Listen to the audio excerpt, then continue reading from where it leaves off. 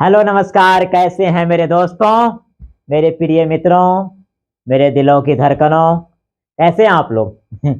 उम्मीद है कि आप लोग बहुत अच्छे होंगे, स्वस्थ होंगे और अपनी तैयारी अपने अंदाज में करते होंगे। किस चीज़ का तैयारी?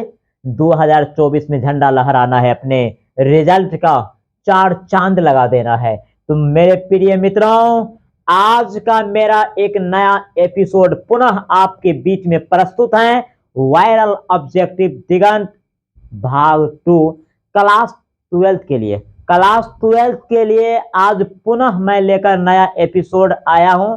नया एपिसोड लेकर आपके लिए आया हूं जिसमें है 12th Hindi top 50 viral VVI objective. आज हम लोग 50 टॉप वीवीआई ऑब्जेक्टिव पढ़ेंगे। उम्मीद करेंगे कि इस टॉपिक से यानी 50 ऑब्जेक्टिव से 15 प्लस 20-25 तक क्वेश्चन आ जाए एग्जाम में। हम एक नए अंदाज में आपके बीच लेकर आया हूं, एक अपने हिसाब से चुनकर गेस करके एमसीक्यू क्वेश्चन। तो चलते हैं, हम क्वेश्चन को आगाज करते हैं। वह क्वेश्चन कौन सा है इस एपिसोड में? तो क्वेश्चन नंबर 1, पर्दा खुलने वाले हैं। बालकृष्ण भट्ट के पिता का क्या नाम था? बालकृष्ण भट्ट के पिता के क्या नाम था? ये बातचीत निबंध हमारे पाठ्य पुस्तक के अंतर्गत है। दिगंत भाग 2 में क्लास 12 के लिए जो हिंदी है उसका पहला ही चैप्टर है बातचीत, जो ललित निबंध है उसका लेखक बालकृष्ण भट्ट है। लेकिन क्वेश्चन तुम्हारा ये है कि बालकृष्ण भट्ट के पिता का क्या नाम था? बालकृष्ण भट्ट के पिता का क्या नाम था? बेनी प्रसाद भट्ट। बेनी प्रसाद भट्ट। बालकृष्ण भट्ट के पिताजी का क्या नाम था? बेनी प्रसाद भट्ट। चलो नया क्वेश्चन। बालकृष्ण भट्ट की रचना बातचीत क्या है? बालकृष्ण भट्ट की रचना बातचीत क्या है? यानी कौन सी विद्या है? ललित निबंध, यात्रा, स्मरण, कहानी, एकांकी। तो मेरे दोस्तों ये क्या हो जाएगा? ललित निबंध। क्या हो जाएगा? ललित निबंध हो जाएगा। बातचीत कौन सी विद्या है? ललित निबंध है। नाटक के प्रारंभ में होने वाले मंगल पाठ को क्या कहा जाता है? नाटक के प्रारंभ में होने वाले मंगल पाठ को क्या कहा जाता है? इसको नांदी पाठ कहा जाता है। क्या? नांदी पाठ कहा जाता है। रॉबिन्स क्रूसो ने 16 वर्ष के उपरांत किसके मुख से एक बात सुनी? रॉबिन्स क्रूसो 16 वर्ष के उपरांत किसके मुख से एक बात सुनी थी, यानी आवाज सुने थे? फैराडे। किसके मुख से? फैराडे के मुख से 16 वर्ष के उपरांत उसके मुख से एक बात सुनी थी। असल बातचीत सिर्फ 2 व्यक्तियों में ही हो सकता है, यह किसका कथन है? असल बातचीत में हम लोग पढ़े थे कि असल बातचीत जो होते हैं वो 2 व्यक्तियों के बीच में होते हैं। जब 2 व्यक्ति आपस में बात करते हैं तो अपने दिलों की दरवाजा खोल के बात करते हैं, कोई संकोच नहीं, कोई शर्मिंदगी नहीं, कोई आपको छल कपट नहीं। असल बातचीत केवल 2 व्यक्तियों के बीच में हो सकते हैं और होता भी है। यह किसका कथन है? यह मेरे दोस्तों ये एडिसन का कहनाम है। किसका कहनाम है? ये एडिसन का कहनाम है। आर्ट ऑफ कन्वर्सेशन कहां के लोगों में सर्वाधिक प्रचलित है? आर्ट ऑफ कन्वर्सेशन यानी बातचीत करने की कला कहां के लोगों में प्रचलित है? हम लोग पढ़े थे यूरोप के लोगों में। कहां के लोगों में? यूरोप के लोगों में आर्ट ऑफ कन्वर्सेशन सर्वाधिक प्रचलित है, यानी बातचीत करने की कला, उत्तम तरीका। इसकी बातों को सुनकर कान को आनंद मिलते हैं। कहां के लोगों के? यूरोप के लोगों के। बालकृष्ण भट्ट के माता थी, यानी बालकृष्ण भट्ट के माता जी के नाम क्या थी? इसके माता जी के नाम क्या थी? पार्वती देवी। क्या होगा? पार्वती देवी। बालकृष्ण भट्ट के पिताजी का नाम बेनी प्रसाद भट्ट थे, माता जी का नाम पार्वती देवी थी। बालकृष्ण भट्ट को किस कारण नौकरी छोड़नी पड़ी? आज का एपिसोड बहुत ही लाजवाब है। इसका क्वेश्चन, इस एपिसोड का क्वेश्चन एकदम आग लगा देगा एग्जाम में। बहुत बेहतरीन क्वेश्चन है, एक एक क्वेश्चन को स्किप नहीं करना है, एक एक क्वेश्चन को सुनो, सुनने से ही आपको दिल और दिमाग में एक्टिव होगा। जी सर, कोई अप टू डेट करने की जरूरत नहीं है। क्वेश्चन क्या है कि बालकृष्ण भट्ट को किस कारण नौकरी छोड़नी पड़ी? उग्र स्वभाव के कारण। उग्र स्वभाव का मतलब क्रोध, गुस्सा ज्यादा आना। उग्र स्वभाव के कारण उसे नौकरी छोड़नी पड़ी। बालकृष्ण भट्ट के पिताजी पेशे से क्या थे? बालकृष्ण भट्ट के पिताजी पेशे से क्या थे? बालकृष्ण भट्ट के पिताजी पेशे से क्या थे? इसके पिताजी पेशे से जो है ना व्यापारी थे। क्या थे? बालकृष्ण भट्ट के पिताजी पेशे से क्या थे? उसके पिताजी पेशे से व्यापारी थे। बालकृष्ण भट्ट ने कौन सा मासिक पत्र निकाला था? बालकृष्ण भट्ट ने कौन सा मासिक पत्र निकाला था? हम लोग पढ़े थे हिंदी प्रदीप नामक मासिक पत्र निकाले थे। समझ में आ रहा है? कौन सा पत्र? ये मासिक पत्र जो निकाला था हिंदी प्रदीप नामक मासिक पत्र। उसने कहा था कहानी में किस शहर का चित्रण है? उसने कहा था कहानी में किस शहर का चित्रण है? हम लोग पढ़े थे अमृतसर बाजार का चित्रण है, जहां पर एक लड़का और एक लड़की का अजनबी मुलाकात होते हैं। उसका नाम लहना और एक टाइटल सूबेदारनी थी। उसका नाम नहीं लेकिन एक टाइटल सूबेदारनी थी। तो क्वेश्चन तुम्हारा ये है कि उसने कहा था कहानी में किस शहर का चित्रण है? तो अमृतसर का। किस शहर का चित्रण है मेरे दोस्तों? अमृतसर। अमृतसर, अमृतसर शहर का चित्रण है। लाहना सिंह के गांव का क्या नाम है? लाहना सिंह के गांव का क्या नाम है? यानी अर्थात लाहना सिंह किस गांव के थे? लाहना सिंह माझे के थे। किस गांव के थे? लाहना सिंह माझे के रहने वाले थे। लाहना सिंह किस गांव के थे? माझे के रहने वाले थे। और सूबेदार ने मगरे के रहने वाले थे। लाहना सिंह किस पद पर था? अच्छा, लाहना सिंह किस पद पर था? जमादार के पद पर। किस पद पर? लाहना सिंह किस पद पर था? जमादार के पद पर। लाहना सिंह जमादार के पद पर था। पुनः नया क्वेश्चन, सूबेदार हजारा सिंह के लड़के का नाम था। अब इसी क्वेश्चन को पूछ देगा कि इसका बेटा का नाम तो बोधा सिंह था, और क्वेश्चन पलट देगा बोधा सिंह के पिताजी का नाम क्या था? हजारा सिंह। और यहां पर क्वेश्चन है कि सूबेदार हजारा सिंह के लड़के का नाम था बोधा सिंह। जब लड़का का नाम आएगा तो बोधा सिंह, और बोधा सिंह के पिताजी के नाम आएगा तो हजारा सिंह। कोई डाउट तो नहीं है मेरे दिल के? कोई दिक्कत नहीं ना है? चलो, दिक्कत नहीं होने देंगे, बिल्कुल नहीं दिक्कत होने देंगे। मंजिल मिले ना मिले ये तो मुकद्दर की बात है मेरे दोस्तों। मंजिल मिले ना मिले ये तो मुकद्दर की बात है। हम कोशिश ना करें ये कितनी गलत बात है। हम कोशिश ना करें ये कितनी गलत बात है। लगा दो अपनी जवानी का पूरा ताकत, लगा दो अपनी जवानी का पूरा ताकत, क्योंकि तलवार की साए पर इतिहास हमारा चलता है। तलवार की साए पर इतिहास हमारा चलता है, और जवानी जिधर जाता है जवाना उधर ही जाता है। जवानी जिधर जाता है जवाना उधर ही जाता है। तो लगा दो अभी 3 महीना। अरे मेरे दोस्त, कम खाने से कम सोने से इंसान मर नहीं सकता है। लगा दो 3 महीना अपनी जवानी का पूरी ताकत। कसम कहते हैं 2024 में आपका नाम समझ रहे हैं ट्रेंडिंग में जाएगा, ट्रेंडिंग में। चलो नया क्वेश्चन के पुनः हम आगाज करते हैं। कहते हैं कि उसने कहा था कहानी किस वर्ष की रचना है? उसने कहा था कहानी किस वर्ष की रचना है, यानी कब लिखा गया था? यानी कब लिखा गया था? चंद्रधर शर्मा गुलेरी ने अपने जीवन के काल में मात्र 3 कहानी, सुखमय जीवन, बुद्धू का कांटा, और उसने कहा था, लिखा था। सुखमय जीवन, बुद्धू का कांटा 1911 में, और 1915 में उसने कहा था कहानी का रचना किया था। तो उसने कहा था कहानी किस वर्ष की रचना है मेरे दोस्तों? तो 1915। किस वर्ष की रचना है? 1915 की रचना है।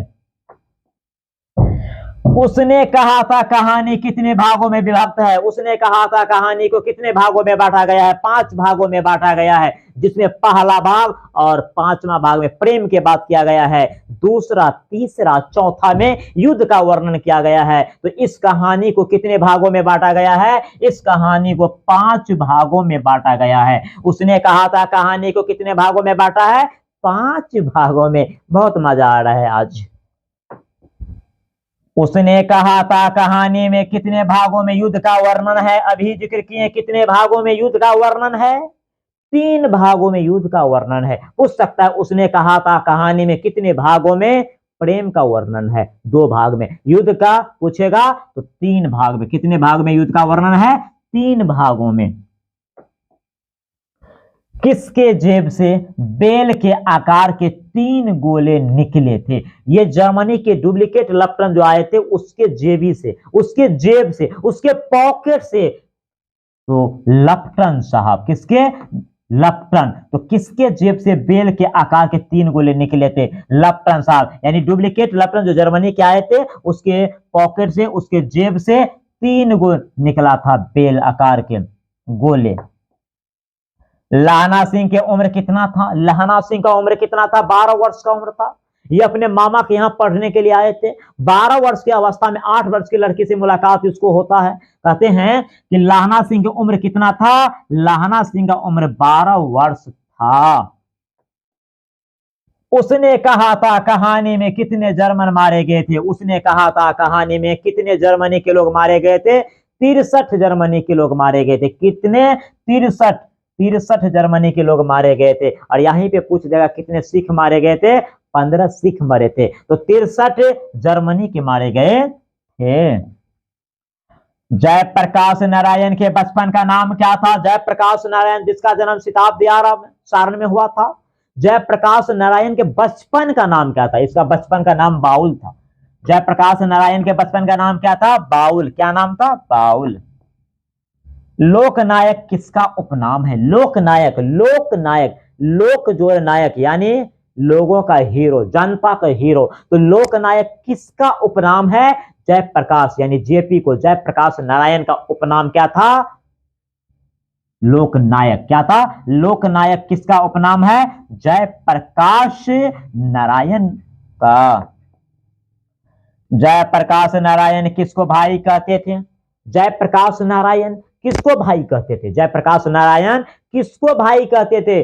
जवाहरलाल नेहरू को। जवाहरलाल नेहरू जी को ये बड़े भाई कहते थे। जयप्रकाश नारायण ने बिहार विद्यापीठ में कौन सी परीक्षा दी? कहते हैं कि जयप्रकाश नारायण ने बिहार विद्यापीठ में कौन सी परीक्षा दी थी? ये आईएससी की परीक्षा दी थी। कौन सी परीक्षा? आईएससी की परीक्षा दी थी। पुलिस किसके मुंह से सुना था कि जयप्रकाश नारायण नहीं होते तो बिहार जल गया होता? पुलिस किसके मुंह से सुना था कि जयप्रकाश नारायण नहीं होता या नहीं होते तो बिहार जल गया होता? किसके मुंह से? दीक्षित जी के मुंह से। किसके मुंह से सुना था? दीक्षित जी के मुंह से। कौन सुना था? एक पुलिस अधिकारी। ध्यान दो इधर भी, पुलिस अधिकारी। संपूर्ण क्रांति की शुरुआत कब हुई थी? 5 जून 1974 को पटना के गांधी मैदान में जयप्रकाश नारायण ने क्या दिया था? संपूर्ण क्रांति का एक भाषण दिया था। तो कहता है क्वेश्चन कि संपूर्ण क्रांति की शुरुआत कब हुई थी? तो 1974 में। कब हुई थी? 1974 में। जयप्रकाश नारायण 1974 में पटना के गांधी मैदान में संपूर्ण क्रांति का क्या किया था? आगाज किया था। जयप्रकाश नारायण किस मित्रता को ठोस मानते थे? जयप्रकाश नारायण किस मित्रता को ठोस मानते थे? अंडरग्राउंड जमाने की। किस जमाने की?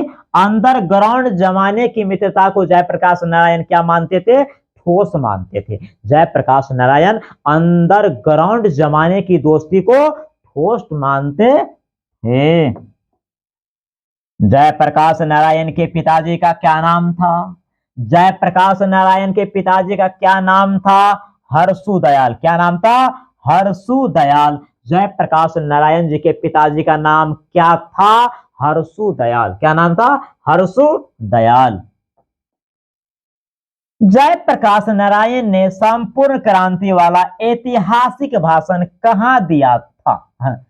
जयप्रकाश नारायण ने संपूर्ण क्रांति वाला ऐतिहासिक भाषण कहां दिया था? 5 जून 1974 को पटना के गांधी मैदान में दिया था। तो मेरा आंसर क्या हो जाएगा? पटना हो जाएगा। ब्रेन ऑफ बॉम्बे किसे कहा जाता है? ब्रेन ऑफ बॉम्बे किसे कहा जाता है? उमाशंकर दीक्षित को। उमाशंकर दीक्षित को ब्रेन ऑफ बॉम्बे कहा जाता है। उमाशंकर दीक्षित को। अर्धनारीश्वर पाठ के लेखक कौन है? अर्धनारीश्वर। अर्धनारीश्वर का लेखक रामधारी सिंह दिनकर है। इस निबंध का आविष्कार 1952 ईस्वी में हुआ था, यानी रामधारी सिंह दिनकर ने इस निबंध को 1952 में लिखा था। क्वेश्चन तुम्हारा ये है कि अर्धनारीश्वर पाठ के लेखक कौन है? तो रामधारी सिंह दिनकर, जिसको राष्ट्र कवि के रूप में जाने जाते हैं। तो अर्धनारीश्वर का लेखक कौन है? रामधारी सिंह दिनकर। दिनकर जी का जन्म बिहार के किस जिला में हुआ था? दिनकर जी का जन्म बिहार के किस जिला में हुआ था? बेगूसराय, सिमरिया में। तो जिला का नाम पूछेगा तो बेगूसराय, राज्य पूछेगा तो बिहार। तो क्वेश्चन है दिनकर जी का जन्म बिहार के किस जिला में हुआ था? बेगूसराय में। किस जिला में? बेगूसराय। किसने कहा पुरुष जब नारी के गुण लेता है तब वह देवता बन जाता है? किसने कहा पुरुष जब नारी के गुण लेता है तब वह देवता बन जाता है? प्रेमचंद साहब ने कहा था। कहा था क्या? कि नारी का गुण जब पुरुष लेता है तो वह देवता बन जाता है। और एक बात और कहा था, जब नारी पुरुष का गुण लेती है तो वह राक्षसी हो जाती है। यह प्रेमचंद साहब का कथन है। ये किसका कथन है? प्रेमचंद साहब का कथन है। क्या कथन है? कि किसने कहा पुरुष जब नारी का गुण लेता है या सीखता है तो वह देवता बन जाता है। प्रेमचंद, मुंशी प्रेमचंद। नारी सुगंध है, नारी पुरुष की बाह पर झूलती हुई जूही की माला है, किसकी कथन है? ये दिनकर महोदय। किसका कथन है? दिनकर का कथन है कि नारी सुगंध है, नारी पुरुष की बाह पर झूलती हुई जूही की माला है। किसकी कथन है? ये रामधारी सिंह दिनकर महोदय का यह कथन है। दिनकर जी ने अर्धनारीश्वर की रचना कब की? 1952 में। दिनकर जी ने अर्धनारीश्वर की रचना कब की? 1952 में। दिनकर जी ने अर्धनारीश्वर की रचना कब की? 1952 में। 1952 में। 1952 में हमारे समाज में देखा, हमारे भारत की संस्कृति में देखा कि 15 अगस्त 1947 को मेरा देश आजाद हो गया, लेकिन हमारे स्त्री को आजादी नहीं मिली थी। हमारी स्त्री को, हमारे देश की स्त्री को आजादी नहीं मिली थी। रामधारी सिंह दिनकर ने देखा हमारे समाज में स्त्री और पुरुष के बीच में बहुत सारे मतभेद हो रहे हैं। इसी सारे ड्रामा को देखते हुए एक निबंध लिखने का निश्चय किया और इस निबंध को लिखकर नाम दे दिया अर्धनारीश्वर। नारी को कभी कमजोर मत समझिए। नारी क्या होता है? ये जननी होते हैं। देखो, धरती को माता कहते हैं। नारी जो है ना, दुनिया के सबसे बड़ा जो योद्धा होते हैं। हर कष्ट को सहने की जो शक्ति होती है वह नारी में होती है। इसीलिए छोटी छोटी बातों से एक कहानी बन सकती है। छोटी छोटी बातों से एक कहानी बन सकती है। गली कुची की लड़की भी झांसी की रानी बन सकती है। झांसी की रानी बन सकती है। चलो नए क्वेश्चन की ओर प्रस्थान करती हैं। नारी और नर एक ही द्रव्य की ... प्रतिमाएं हैं। नारी और नर एक ही द्रव्य की क्या है मेरे दोस्तों? 2 प्रतिमा है। क्या है? 2 प्रतिमाएं हैं। नारी और नर एक ही द्रव्य की 2 प्रतिमाएं हैं। कितने वर्ष की उम्र में दिनकर की पहली कविता पुस्तक प्रणभंग प्रकाशित हुई? कहते हैं कि कितने वर्ष की उम्र में दिनकर की पहली कविता पुस्तक प्रणभंग प्रकाशित हुई? 21 वर्ष। कितने वर्ष में? 21 वर्ष में। 21 वर्ष में। रोको। 21 वर्ष की अवस्था में। पुनः हम लोग नया क्वेश्चन देखेंगे कि दिनकर जी के अनुसार यदि पति विचार है तो पत्नी क्या है? दिनकर जी के अनुसार यदि पति विचार है तो पत्नी क्या है? पत्नी क्या है? भावना। क्या है? भावना। दिनकर जी के अनुसार यदि पति विचार है तो पत्नी क्या है? भावना। क्या है? पत्नी भावना है। दिनकर जी की पहली कविता कब प्रकाशित हुई? दिनकर जी की पहली कविता कब प्रकाशित हुई? 1925 ईस्वी में। दिनकर जी की पहली कविता कब प्रकाशित हुई? 1925 वर्ष में। कब प्रकाशित हुई? 1925 में। दिनकर जी की पहली कविता कब प्रकाशित हुई? 1925 में। संस्कृत के 4 अध्याय पर दिनकर जी को पुरस्कार मिला। संस्कृति के 4 अध्याय पर दिनकर जी को कौन सा पुरस्कार मिला? हम लोग पढ़े थे साहित्य अकादमी पुरस्कार। कौन सा पुरस्कार? साहित्य अकादमी पुरस्कार। भारतीय ज्ञानपीठ मिला था उर्वशी पर। तो हमारा क्वेश्चन यहां पर है, संस्कृति के 4 अध्याय पर दिनकर जी को पुरस्कार मिला था, तो कौन सा पुरस्कार मिला था? साहित्य अकादमी पुरस्कार। अज्ञे जी पहली कहानी कब प्रकाशित हुई? यानी अज्ञे जी की पहली कहानी कब प्रकाशित हुई? अज्ञे जी की पहली कहानी कब प्रकाशित हुई? 1924 में। कब प्रकाशित हुए? 1924 में। महेश्वर की पत्नी का नाम क्या था? महेश्वर की पत्नी का नाम क्या था? यह क्वेश्चन रोज कहानी के अंतर्गत है। तो महेश्वर की पत्नी का नाम मालती थी। क्या नाम थी? मालती। क्वेश्चन पूछ देगा मालती के पति का नाम क्या था? महेश्वर। अपोजिट भी क्वेश्चन आ सकते हैं। लेखक कितने वर्षों बाद मालती से मिलने आया था? लेखक कितने वर्षों बाद मालती से मिलने आया था? 4 वर्षों बाद। लेखक महोदय मालती के दूर के रिश्ते लगते थे। दूर के रिश्ते में भाई लगते थे। ये क्लासमेट थे लेकिन दूर के रिश्ते में ये भाई लगते थे। कहते हैं लेखक कितने वर्षों के बाद मालती से मिलने आया था? 4 वर्षों के बाद। मालती के पति किस बीमारी का ऑपरेशन करके आए थे? इसका पति महोदय जो है गैंग्रीन मरीज को देखते थे। कौन सा मरीज को? गैंग्रीन।